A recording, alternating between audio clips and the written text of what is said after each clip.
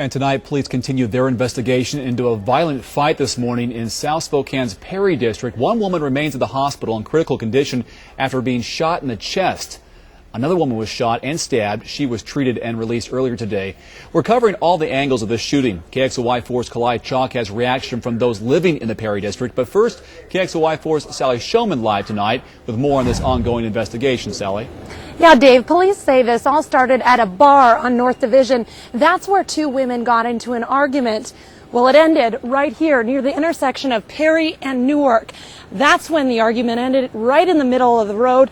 The argument turned from a verbal one into one with knife and a gun. Evidence from the violent fight littered 7th Street this morning. Spokane Police Forensics team gathered bullet casings and blood samples where police say the fight quickly escalated from a fist fight to a gunfight. Sound like a gun shooting, bang, bang, bang. 4 or 5 gunshots rang out around 4:30 this morning. According to police, one of the women involved in the bar fight earlier in the night was invited to a party in the Perry district.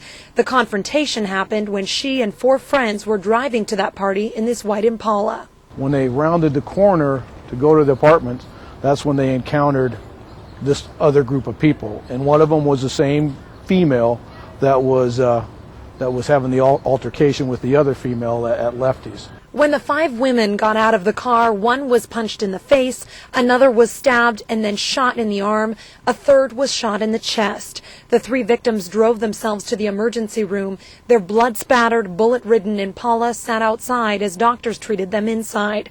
2 of the 3 victims have been released. The woman who was shot in the chest remains in critical condition.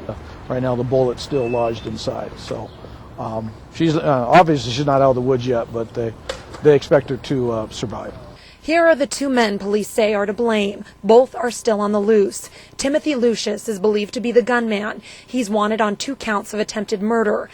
Michael Gardner is wanted for 1 count of second-degree assault. Police say both are affiliated with gangs. Well, we don't believe this is a turf war or anything that is related to that type of gang activity. I think it's just these 2 people that obviously were upset with each other, and it just escalated into what it ended up being. Here's another look at those suspects. Timothy Lucius, he's 6'2", 230 pounds. His street name is Stony Boy. And also Michael Gardner, he's 5'8", 170 pounds. His street name is Mikey Mike. Both men are considered armed and dangerous, according to police. I asked this afternoon why this fight even began between the 2 women, and police say they don't know. Live in the Perry District, Sally Showman, KXLY4 HD News. All right, Sally, thank you. The South Perry Business District has been on the up and up in recent years with new streetscaping and businesses coming into the area. But Kalae Chock tells us today's shooting has people who live in the area wondering if the neighborhood has really changed. The shooting on Perry this morning woke neighbors up, but they say that didn't startle them. People who have lived along this street for years say that they've seen this kind of thing before. Just reminded me of the way it used to be out here. Joey Cottrell has lived on Perry Street for 20 years and says his neighborhood used to be full of crime. There's always stuff going on, and always people walking up and down the streets and stuff going on out here, but it's been pretty quiet. It's been pretty safe the last few years.